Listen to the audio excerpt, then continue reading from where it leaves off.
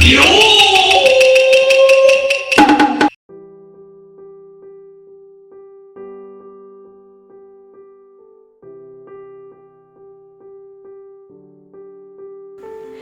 what's up mga kaninja? Variable ay isang halaga na maaring magbago at depende sa mga kondisyon o impormasyon na ipapasagawa sa program. Karaniwan, ang isang program ay binubuo ng mga instruction na nagsasabi sa computer kung ano ang gagawin sa data na gagamitin ng program sa pag-execute nito. Dito natin makikita ang syntax ni variable sa Python. Syntax means ito ay mahalin tulad ni formula sa math. Kumbaga ito yung hint natin upang malaman kung paano execute si variable. Si A and B ay isang variable at sa kabilang banda naman si 100 at si chicharon ay isang value o halaga, tapos i-print yung taga-output ng value ni variable. To make it clear, A is equal to 100 and B is equal to chicharon. Tapos, print natin si A and B, tatawagin lahat ng variable sina A and B para i-print yung value nila. So, please open your VS Code kasi itatry natin kung paano gamitin si variable. Okay. So, open na po yung VS Code natin. Then, click po natin si Add Working Space folder. Tapos, locate na lang po ninyo kung saan. Mostly sa akin is desktop. Tapos, create po kayo ng folder. Depende na po sa inyo kung ano yung file name. Sa akin is, dito is trial or test. Nasa inyo na po yun. Then, make it sure naka-click po siya or naka-highlight. Then, add nyo po. So, dito, i-click nyo to pong icon na to. So, new file. Okay. Then, depende na po sa inyo kung ano ang file name nito. Basta, make it sure na ang file extension dito is .py. So, sa akin is hello.py. Yan. And press enter. Yun. Tapos close ko lang to. So dito i-perform natin yung variable.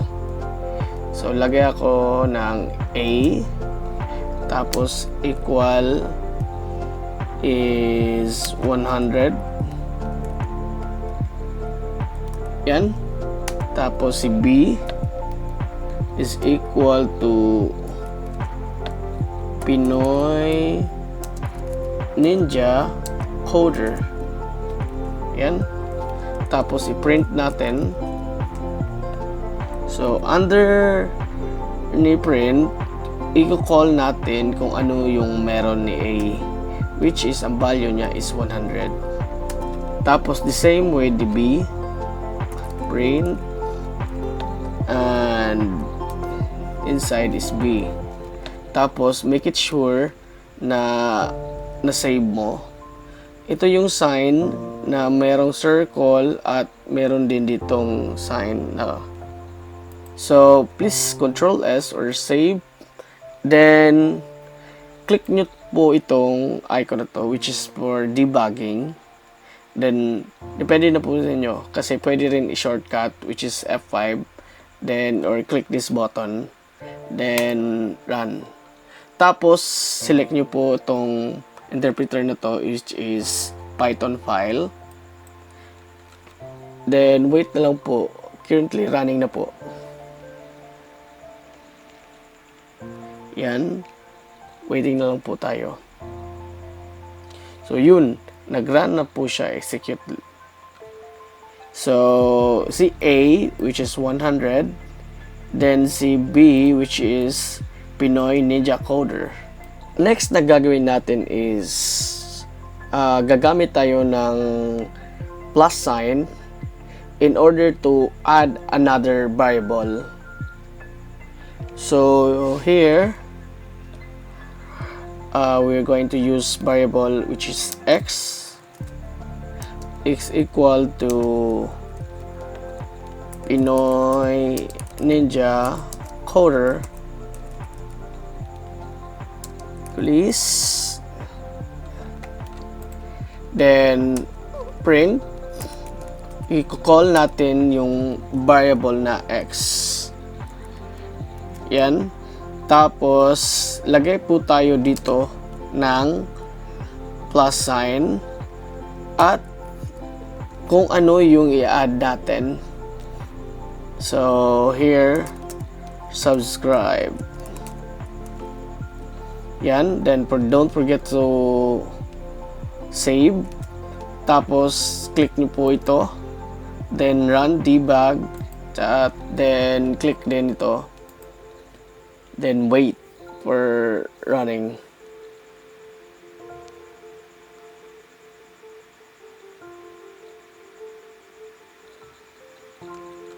Yun, na execute po niya.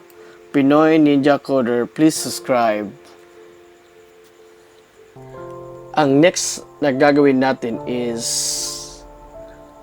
same value with different variable. So dito lalagay ako ng x is equal y is equal to z, then equal to p and c. Tapos dito ipiprint natin yan, which is i-call natin si x, the same with the rest variable. Yan. Tapos the last one, print na si z, then save. Tapos click nyo tong debugging button and this one Python file, then wait for running debug.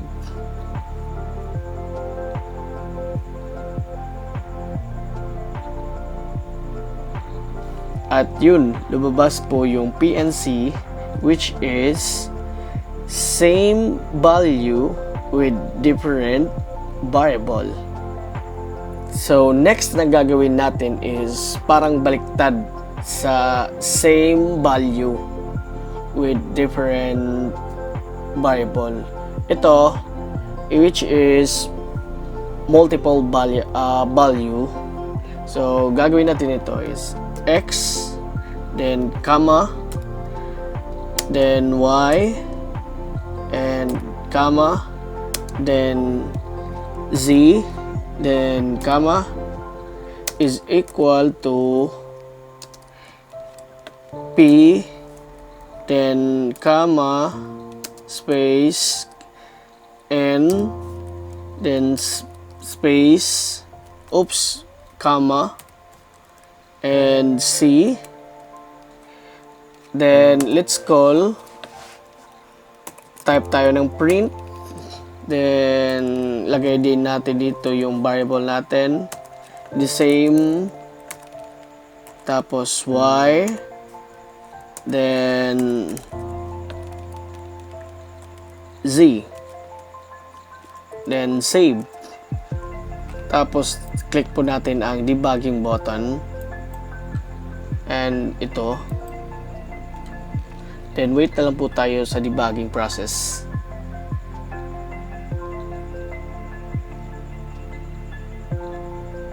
Yun, at nag-run na po.